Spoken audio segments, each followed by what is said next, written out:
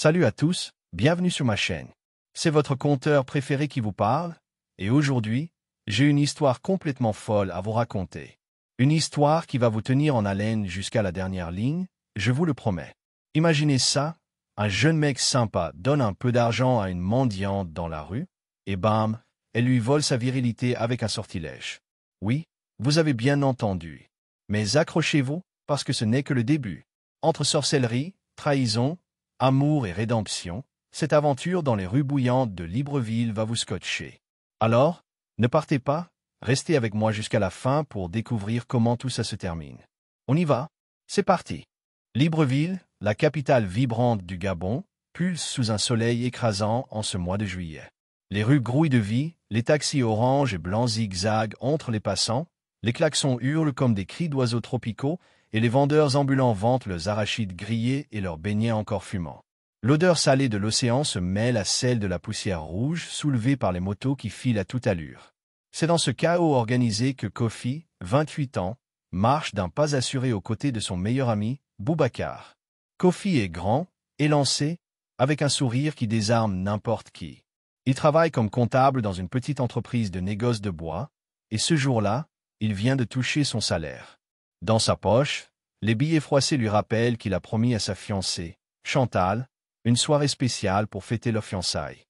Boubacar, plus trapu, avec une barbe mal taillée et un regard perçant, est son opposé, pragmatique, presque cynique, mais loyal à Kofi depuis leurs années d'école. Ce soir, on va au maquis La Belle Étoile. Hein? Une régabe bien fraîche et du poisson braisé? Rien de mieux. Lance Kofi, les yeux pétillants. Boubacar Kane. Tant que tu paies, je suis partant. Mais fais attention à ne pas tout dépenser avant ton mariage, Chantal va te tuer. Il rit, complice, en traversant le marché de Montbouet, un labyrinthe de stands où l'on vend de tout. Des pagnes colorées, des poissons séchés, des téléphones d'occasion. C'est là, au détour d'une allée encombrée, que Kofi remarque une vieille femme assise sur un morceau de carton déchiré. Elle est frêle, ses vêtements en lambeaux laissent entrevoir une peau parcheminée par le temps. Ses cheveux gris, rares, tombent en mèches désordonnées sur son visage ridé. Elle tend une main tremblante, murmurant d'une voix rauque. « Frère, donne-moi quelque chose, s'il te plaît. » Kofi s'arrête net, touché par sa détresse. Il fouille dans sa poche et en sort un billet de 500 francs CFA, qu'il dépose doucement dans la paume de la vieille. Elle lève les yeux vers lui, et pendant un instant, ses pupilles semblent briller d'une lueur étrange, presque surnaturelle. Un frisson parcourt l'échine de Kofi, mais il met ça sur le compte de la chaleur moite qui colle sa chemise à sa peau. Boubacar, qui a continué à marcher, se retourne et fronce les sourcils. « Qu'est-ce que tu fais? Viens en YVA. »« Attends, elle a besoin d'aide, » répond Kofi, toujours penché vers la mendiante. Boubacar revient sur ses pas et attrape le bras de son ami, le tirant avec force. « Ne lui donne rien. C'est une mendiante spirituelle, une sorcière déguisée. Elle vole le destin des gens, je te jure. » Kofi secoue la tête, amusé par la paranoïa de son ami. « Tu regardes trop de films, Boubacar. Ce n'est qu'une vieille femme. On ne va pas mourir pour 500 francs. » Ils reprennent leur chemin, mais Kofi ne peut s'empêcher de jeter un dernier regard en arrière. La mendiante a disparu, comme avalée par la foule mouvante du marché. Un étrange malaise s'installe en lui, mais il le chasse rapidement. Après tout, ce n'est qu'une superstition, non?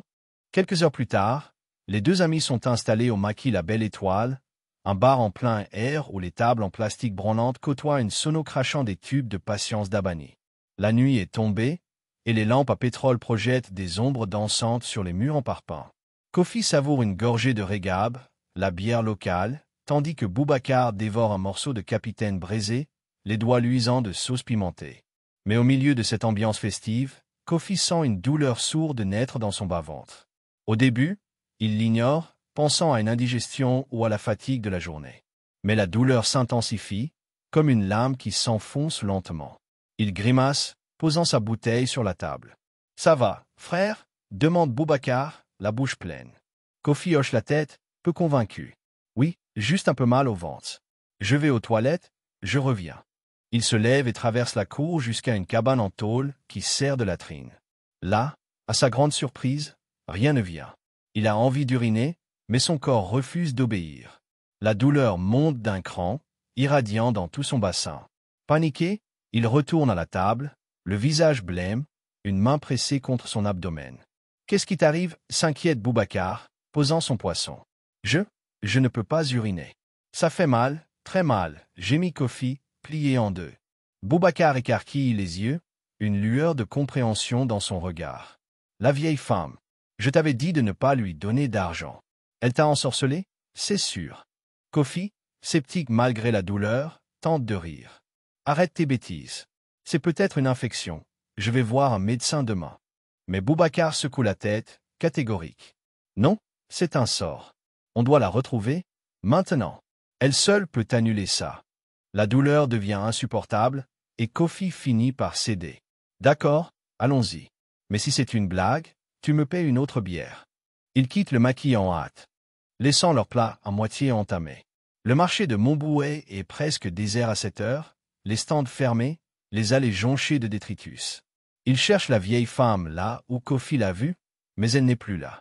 Ils interrogent un balayeur qui range son balai, puis une vendeuse de bananes qui remballe ses dernières marchandises. Personne ne l'a vue. Découragés, ils rentrent chez Kofi, un petit appartement au rez-de-chaussée d'un immeuble vétuste.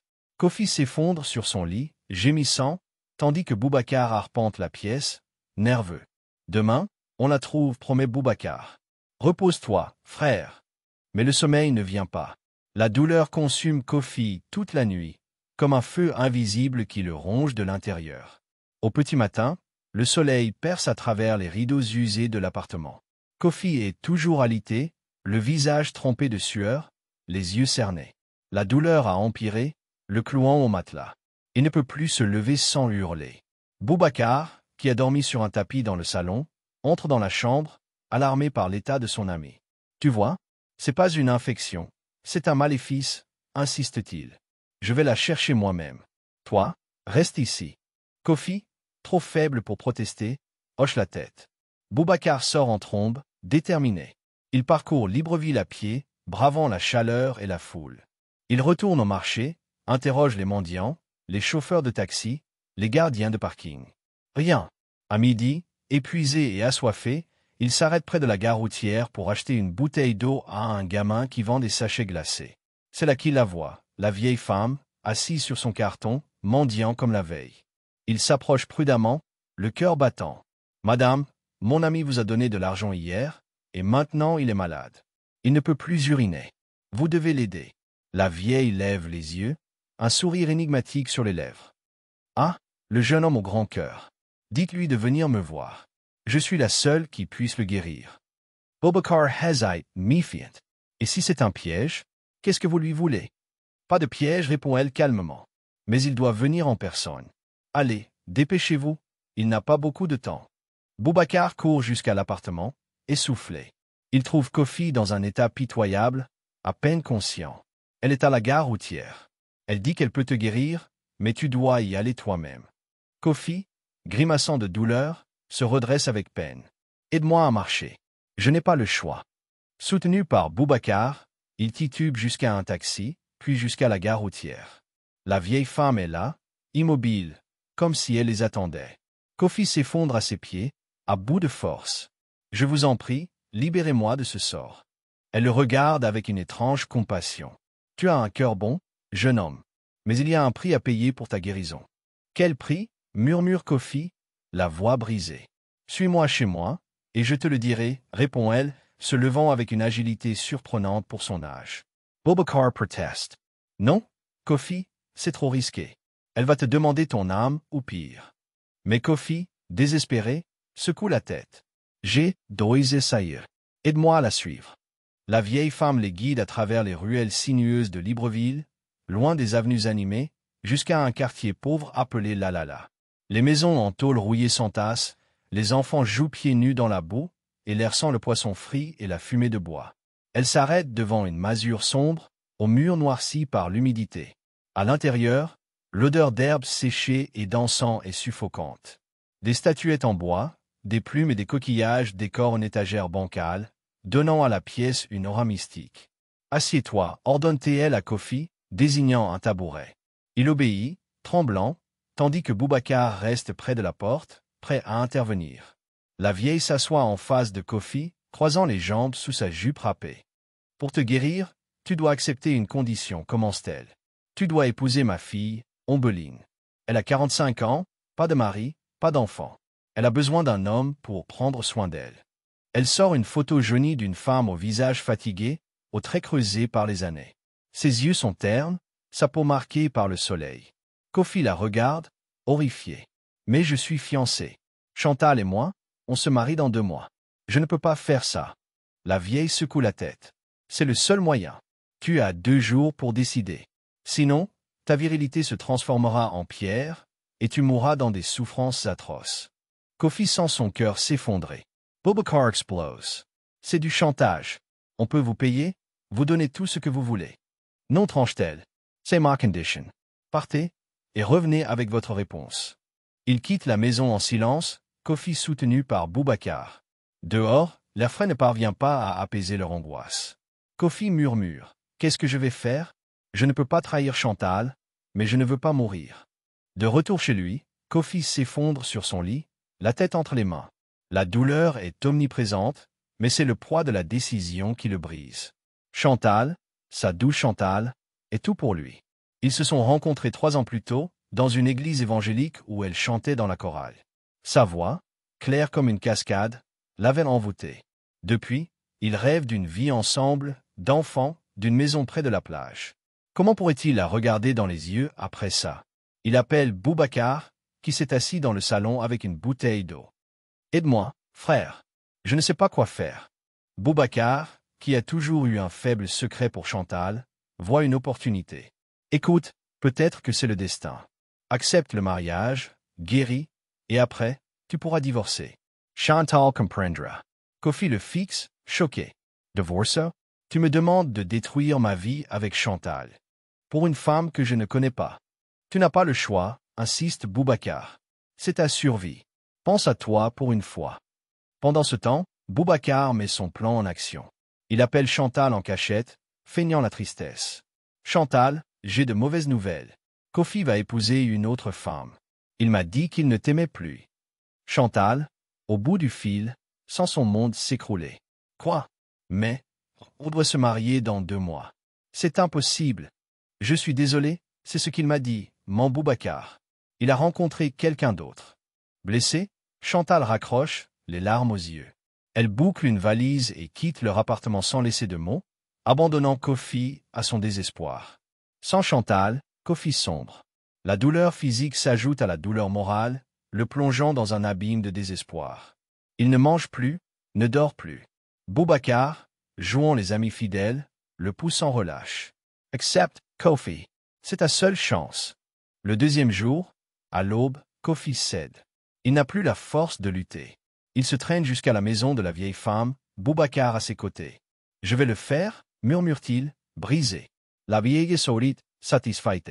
Elle organise une cérémonie le lendemain dans une église délabrée du quartier. Ombeline, silencieuse, porte une robe simple, ses yeux évitant ceux de Kofi. La cérémonie est rapide, froide, sans joie. Kofi prononce ses vœux comme un automate, chaque mot un coup de poignard dans son cœur. De retour dans l'appartement qu'il partageait avec Chantal, Ombeline s'installe sans un mot. Kofi, Echoyer, explose. Je ne t'aime pas. Je ne voulais pas de ce mariage.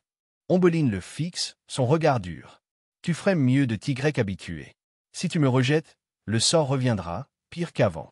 Kofi est pris au piège, un prisonnier dans sa propre vie. Pendant ce temps, Chantal erre dans les rues de Libreville, le cœur en miettes. Elle croise Belinda, une amie d'enfance, près du bord de mer. Voyant ses larmes, Belinda insiste. Qu'est-ce qui se passe? Chantal lui raconte tout, le mariage, la trahison supposée de Kofi. Belinda fronce les sourcils. Attends, j'ai entendu une rumeur. Kofi aurait été ensorcelé par une vieille mendiante. Il a été forcé à épouser sa fille pour survivre. Ce n'est pas de sa faute. Chantal reste figée. Mais Boubacar m'a dit. Boubacar est jaloux de Kofi depuis toujours, coupe Belinda. Il t'a menti pour te séparer de lui. Déterminée, Chantal court chez son pasteur, un homme connu pour sa foi et ses prières puissantes. Pasteur, aidez-moi. Kofi est victime d'un sort. Je dois le sauver. Le pasteur, ému, acquiesce. Nous allons prier et briser ce maléfice par la puissance de Dieu. Le lendemain, Chantal et le pasteur frappent à la porte de Kofi. Ombeline ouvre, surprise, tandis que la vieille femme apparaît derrière elle. Kofi, alité, lève des yeux hagards. Le pasteur brandit sa Bible et entame une prière fervente. Au nom de Jésus, je commande à tout esprit maléfique de quitter ce lieu et de libérer Kofi. La vieille femme tremble, un cri inhumain s'échappe de sa gorge. Ombeline recule, terrified. Soudain, la vieille s'effondre, libérée de son emprise démoniaque. Ombeline, touchée par la prière, semble rajeunir sous leurs yeux, ses traits s'adoucissant. Kofi sen la doulaur s'évanouit. Il s'élève, abasourdi. Je suis guéri. Chantal se jette dans ses bras. Pardon de t'avoir abandonné. Je ne savais pas la vérité. Kofi la serre fort. C'est Boubacar. Il nous a manipulés. Furieux, Boubacar apprend la guérison de Kofi et le retour de Chantal. Il se rend chez la vieille femme, désormais repentie. Vous avez tout gâché. Yevolai Chantal. Elle le fixe calmement. Tu as trahi ton ami.